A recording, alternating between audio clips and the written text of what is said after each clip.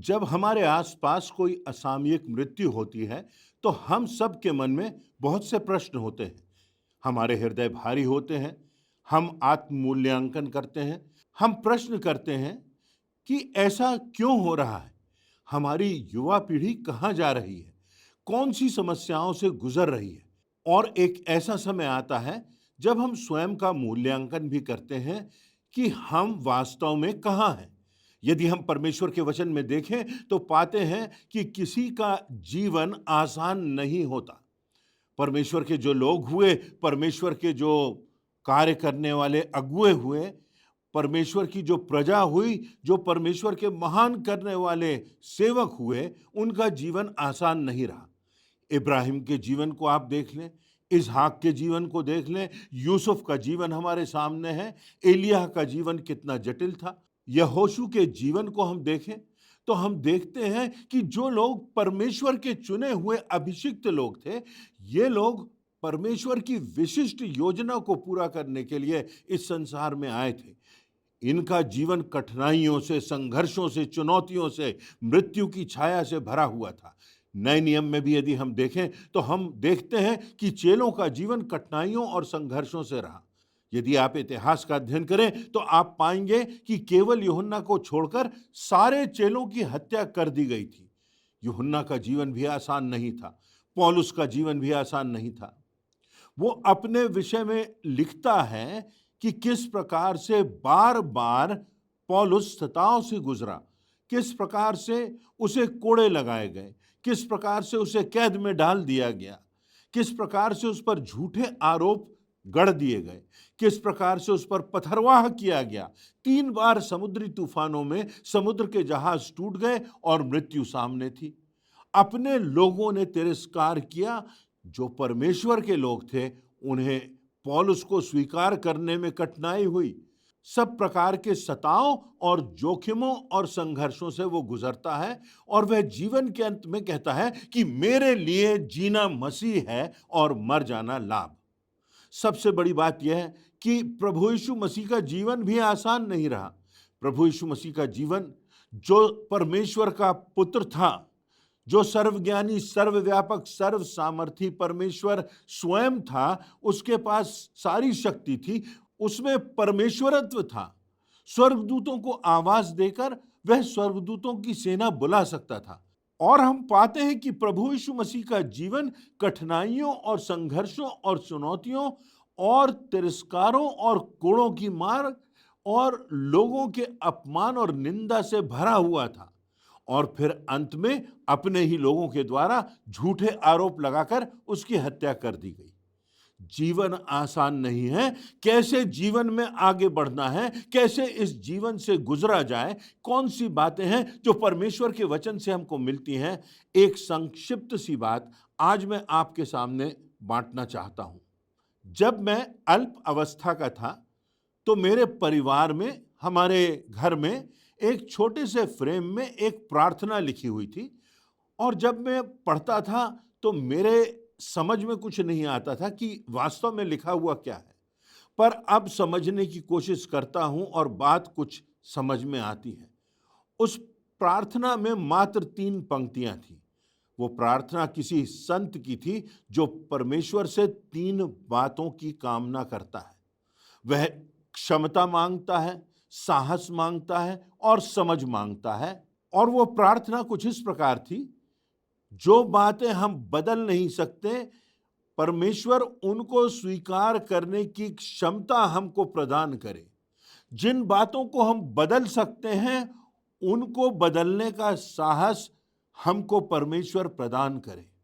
और तीसरी लाइन में लिखा था कि दोनों बातों में अंतर करने की समझ मुझे प्राप्त हो।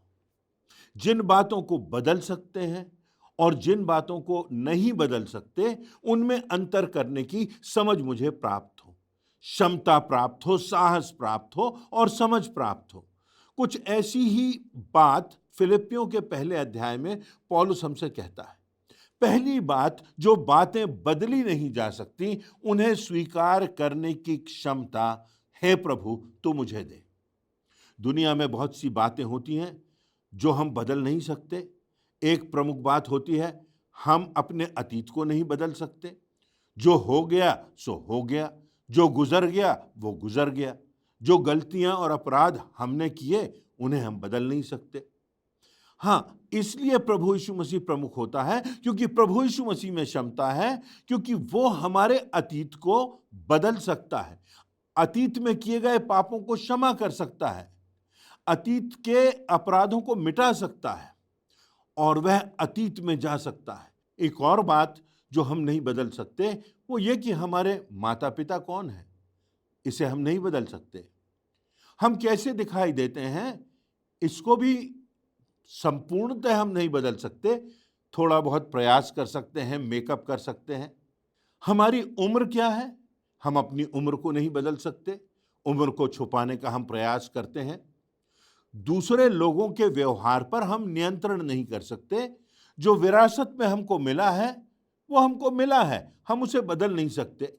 किसी व्यक्ति के अपने किसी निकट ने आत्महत्या कर ली, अपने जीवन को समाप्त कर लिया, कोई अपना गलत बातों में, गलत संगति में पड़ गया, उसने अपने जीवन का सर्वनाश कर लिया, परंतु उसके परिवार को, उसके लोगों को, जो इनोसेंट हैं, जो निर्दोष हैं, उस घटना के कॉन्सिक्वेंसेस को, उस घटना के परिणामों का सामना करना पड़ता है।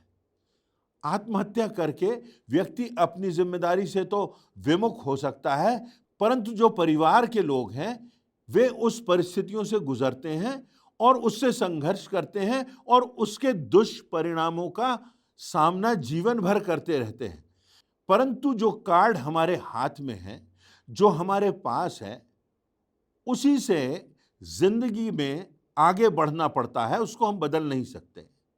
तो प्रभु हमें ऐसी क्षमता दे कि जिन बातों को हम बदल नहीं सकते उनको हम स्वीकार कर सकें और आगे बढ़ सकें विषमताओं में भी।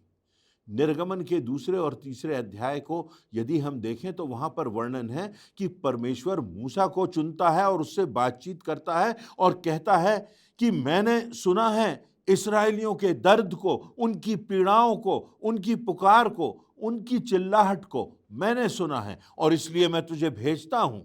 और हम जानते हैं कि मूसा बहाने बनाने लगता है। वह कहता है मेरी क्या औकात कि मैं फिरौन के सामने जाऊं, मैं कौन हूं, और जब लोग पूछेंगे तो मैं क्या बताऊंगा। उसके बाद वो कहता है कि वो मेरी प्रतीति ना करें और मेरी ना सुने तो मैं क्या करूंगा। उसके बाद फिर वो बहाना बनाता है। मूसा कहता है मैं तो बोलने में भी निपुण नहीं, मैं तो मुंह और जीभ का भी भद्दा हूं। उसके बाद निर्गमन 4:2 में लिखा है, यहोवा ने उससे प्रश्न किया तेरे हाथ में यह क्या है। तू तो यह बता रहा है कि तेरे पास क्या नहीं है, तू तो यह बता रहा है कि तू दिखने और बोलने में भद्दा है, पर यह बता कि तेरे हाथ में क्या है। और तब मूसा कहता है लाठी है। और तब परमेश्वर कहता है इस लाठी का मैं इस्तेमाल करूंगा, इससे मैं महान काम करूंगा। ये लाठी है जो मेरी सामर्थ को प्रकट करेगी। ये लाठी है जो समुद्र को 2 भागों में बांट देगी, क्योंकि इस लाठी में मेरी सामर्थ होगी। कितनी बार हमारा ध्यान उन बातों की ओर जाता है कि हमारे पास क्या नहीं है। हमारे पास पैसा होता तो ऐसा हो जाता, अगर हम धनवान होते तो वैसा हो जाता, हमारे पास जमीन होती तो हम ये कर लेते। पर क्या हम तैयार हैं कि हम इस बात को जानें कि परमेश्वर हमसे कहता है तेरे हाथ में जो भी वस्तु हो, भले ही वो किसी काम की ना हो, संसार की दृष्टि में छोटी हो, व्यर्थ हो, निरर्थक हो, उसकी कोई उपयोगिता नहीं हो, परंतु जब परमेश्वर की सामर्थ उसके माध्यम से काम करेगी तो महान आश्चर्य कर्म होंगे। जो बातें हम बदल नहीं सकते उन्हें स्वीकार करने की क्षमता हमें प्रभु दे। आज इन कठिन परिस्थितियों में, जटिलताओं में, इस प्रकार के कोलाहल भरे राजनीतिक माहौल में, जीवन की आपाधापी में, समाज की अस्थिर परिस्थितियों में, जहां कोई रास्ता नजर नहीं आता और हमको लगता है कि अब कोई द्वार नहीं बचा, कोई राह नहीं बची, हम ये प्रभु से कहें कि प्रभु जो बातें हम बदल नहीं सकते उनको स्वीकार करने की क्षमता हमें दे। पौलुस सोचता होगा कि रोमी सम्राट के शासन को मैं बदल नहीं सकता, उसके कानूनों को मैं बदल नहीं सकता, इस कैद की परिस्थिति को बदल नहीं सकता, इन सलाखों को मैं बदल नहीं सकता, तो ठीक है। तो इसलिए वो कहता है कि फिर भी मैं आनंदित हूं, तुम भी आनंदित रहो। और वो अपने पत्र में जो लिखता है उसकी बातों से आज भी हमें प्रेरणा मिलती है। पौलुस जानता है कि जिस स्थिति में वह है और बहुत सी बातें हैं जिनको वो बदल नहीं सकता, इसलिए वो उनको स्वीकार करता है और स्वीकार करके आगे बढ़ जाता है, उनमें फंसा नहीं रहता, अतीत को कोसता नहीं रहता।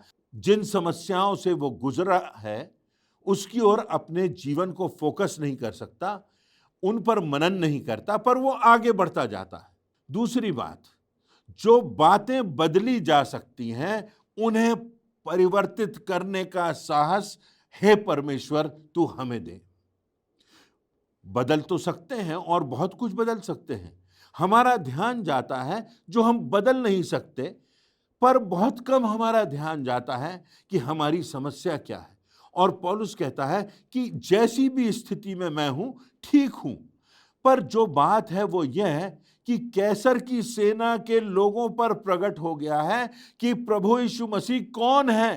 प्रभु की कथा सुनाई गई है, वचन का प्रचार हुआ है, यह प्रयास हुआ है कि जो लोग कैद में हैं उनका अनंत बदल जाए। इनके हाथों में जो पाप की हथकड़ी लगी है उससे वो स्वतंत्र हो जाएं, मुक्त हो जाएं और अनंत जीवन की स्वच्छंदता का एहसास उनकी आत्मा में हो सके। इस बात का मैंने प्रयास किया है, पौलुस कहता है। कैद में जिस भी स्थिति में मैं हूं, मैं परमेश्वर की कथा सुना रहा हूं। वो यह नहीं कहता कि मैं बूढ़ा हो गया हूं, वह यह नहीं कहता मेरे चारों ओर सलाखें हैं, मेरे हाथों और पैरों में बेड़ियां बांध दी गई हैं। वो ये नहीं कहता कि मेरी मृत्यु बहुत निकट है, परंतु वो कहता है कि जो है वो ठीक है, उसके बावजूद भी मैं प्रचार तो कर रहा हूं। जो मैं कर सकता हूं वो मैं कर रहा हूं, जो मैं बदल सकता हूं उसको बदलने के लिए मैं सतत प्रयासरत हूं। हमारे जीवनों में एक बड़ी बात है जिसे हम भूल जाते हैं और जीवन में बहुत कुछ करने से हम चूक जाते हैं। वो ये कि इससे पहले हम दूसरों को बदलें, हमें खुद को बदलना है। हम करना बहुत कुछ चाहते हैं, बदलना बहुत कुछ चाहते हैं, परंतु हमारे साथ जो बात होती है वह यह कि हमारे ही जीवनों में जो सुधार आना है वह नहीं आ पाता। हमें स्वयं को बदलना है, फिर जो कार्य दिया गया है उसमें बदलाव लाना है, परिवार में परिवर्तन लाना है। जो तोड़े, जो भेंट परमेश्वर ने हमें दी है उसका एक दिन हमें हिसाब चुकाना है। इसलिए उन भेंटों को विकसित करना है।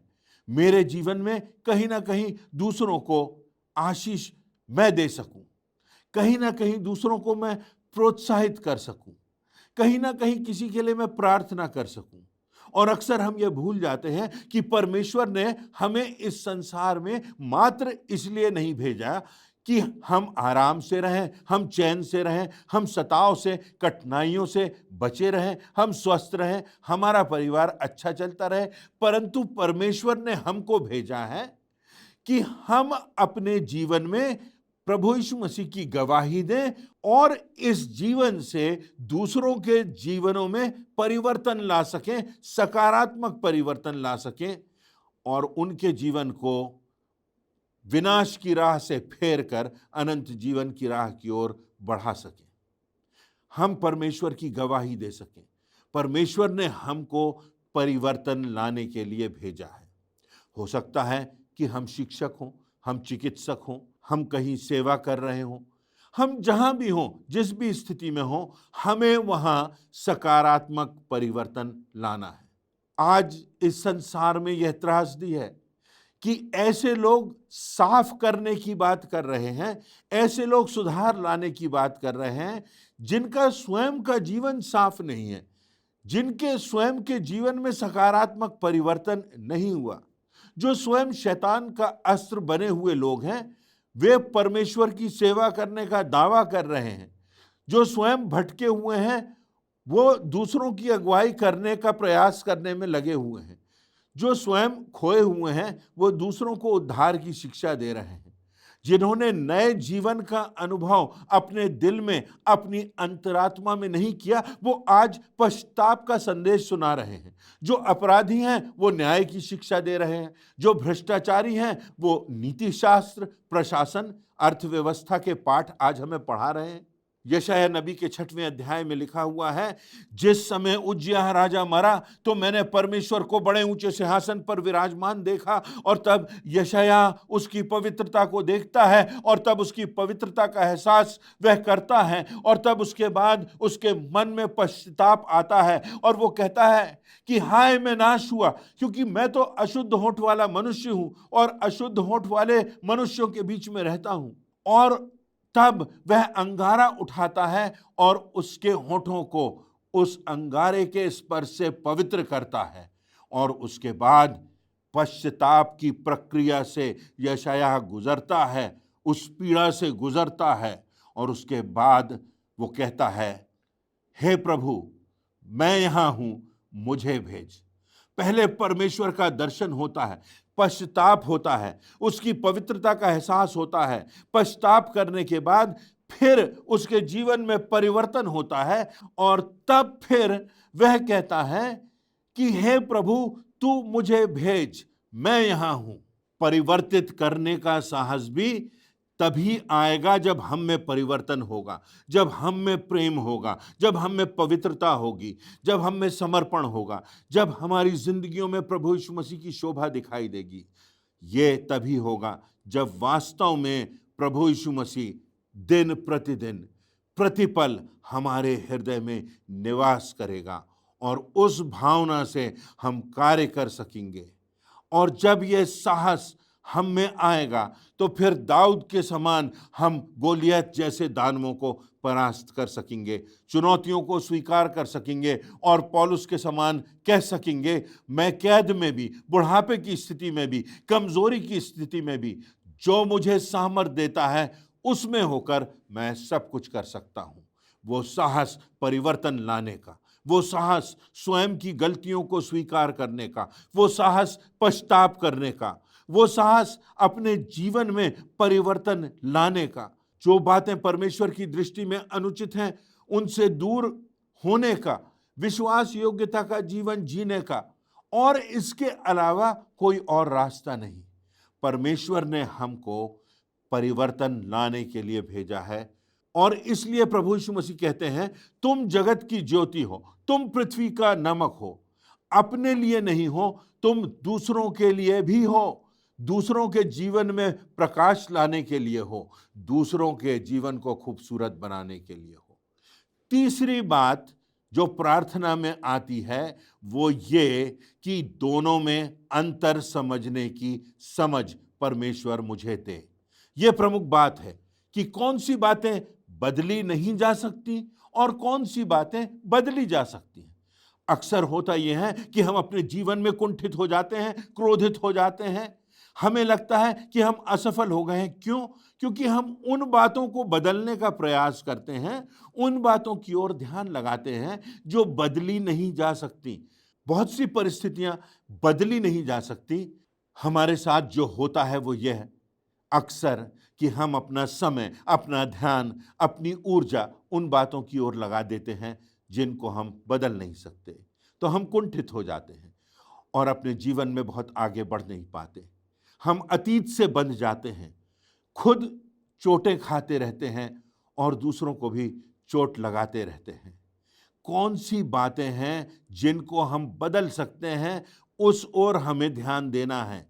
कौन सी बातें हैं, कौन सी परिस्थितियां हैं जिनको हम बदल सकते हैं, हमको उस ओर बढ़ना है। तो हम अपना ध्यान लगाएं कि कौन सी बातें हैं जो बदली जा सकती हैं, और उन बातों को छोड़ दें जो बातें बदली नहीं जा सकती। और यही प्रार्थना वो संत कर रहा है। अतीत से झगड़ते हुए, अतीत में जीते हुए, अतीत को बदलने का प्रयास करते हुए हम जी नहीं सकते। जो बातें हमारे बस के बाहर हैं, उन बातों में संघर्ष करने से कुछ मिलेगा नहीं। हमें करना यह है कि हमें निरंतर आगे बढ़ते जाना है, चलते जाना है और उन बातों को हमको समझना है, कौन-सी बातें हम बदल सकते हैं और कौन-सी बातें हम नहीं बदल सकते। प्रभु यीशु मसीह कहते हैं कि हम निरंतर आगे बढ़ते जाएँ। हम आगे बढ़ते जाएँ और अंत में हम पाते हैं कि पौलुस कहता है, मेरी तो इच्छा यह है, मेरी तो कामना यह है कि मैं जीऊँ या मरूँ, मेरी देह से प्रभु की महिमा होती रहे। ये मेरा उद्देश्य है।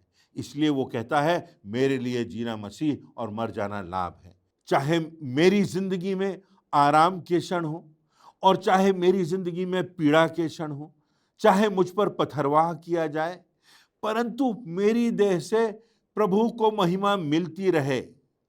यही बात हमें अपने जीवन में समझना है, स्वीकारना है और इसी प्रार्थना से हमें अपने जीवन में प्रेरणा प्राप्त करते हुए आगे बढ़ते जाना है।